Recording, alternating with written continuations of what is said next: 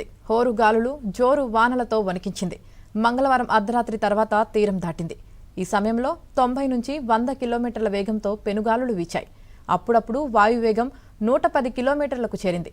తీవ్ర తుఫాన్ కారణంగా మంగళవారం తీర ప్రాంతమంతా రాకాస్యాలు ఉవ్వెత్తిన ఎగిసిపడ్డాయి. ప్రధానంగా 7 జిల్లాల్లో పెనుగాలులు బీభత్సం సృష్టించాయి. భారీ వృక్షాలు కూకటి వేళ్లతో సహా కూలిపోయాయి.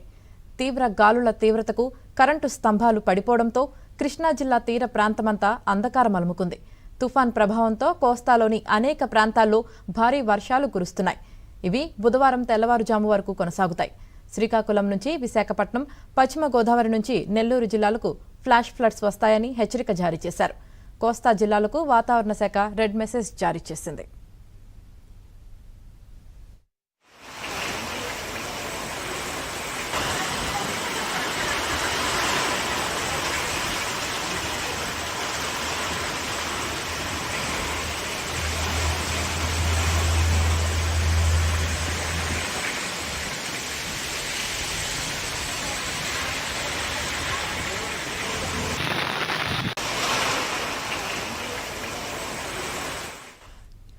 నిన్న మధ్యాహ్నం వరకు ప్రశాంతంగా ఉన్న వాతావరణం ఒక్కసారిగా మారిపోయింది. కమ్ముకొచ్చిన మేఘాలతో చీకట్లు అలుముకున్నాయి.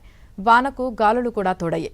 తుఫాన్ ప్రభావంతో సముద్ర తీర ప్రాంతాల్లో 50 నుంచి 80 కిలోమీటర్ల వేగంతో వీసిన గాలులతో తీర ప్రాంతవాసులు భయాందోళనకు గురయ్యారు.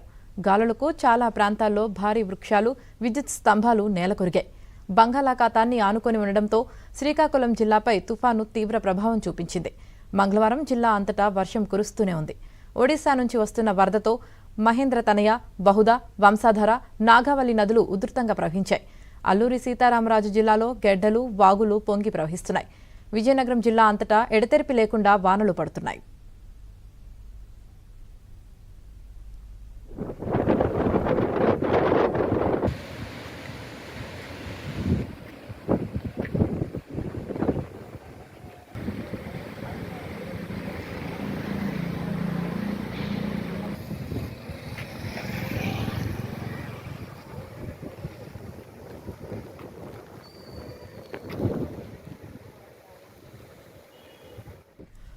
ఒకవైపు ఈదురుగాలులు, మరోవైపు ఎడతెరిపి లేకుండా కురుస్తున్న వానలతో ప్రకాశం జిల్లా ఒంగోలుతో పాటు చుట్టుపక్కల ప్రాంతాల్లో చెట్లు విరిగిపడ్డాయి.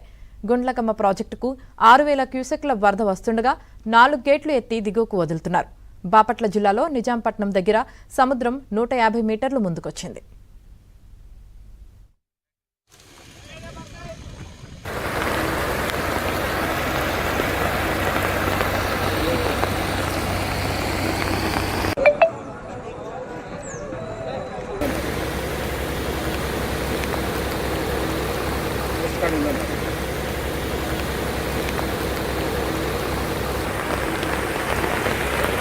ఎట్రా నారాయణ బ్యాక్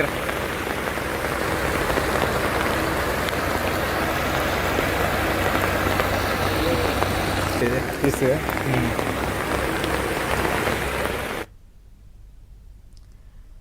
మోంతా తుఫాను నిర్దిష్టంగా ఎక్కడ తీరాన్ని తాకింది, ఎక్కడ దాటిందనే అంశంపై పలు రకాల అంచనాలు వెలువడ్డాయి.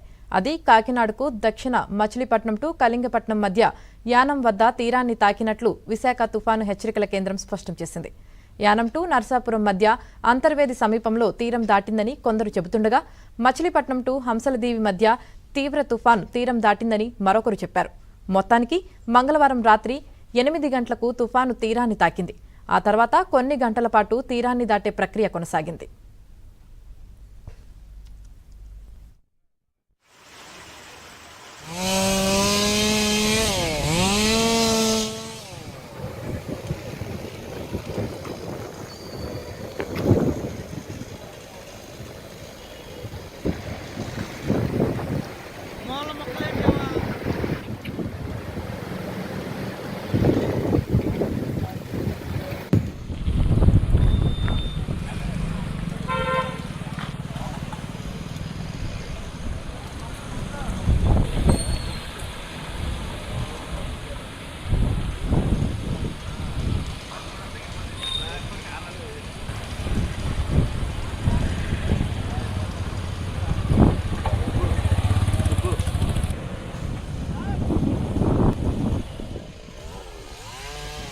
ఇక నెల్లూరులో మోంతా తుఫాన్ ప్రభావం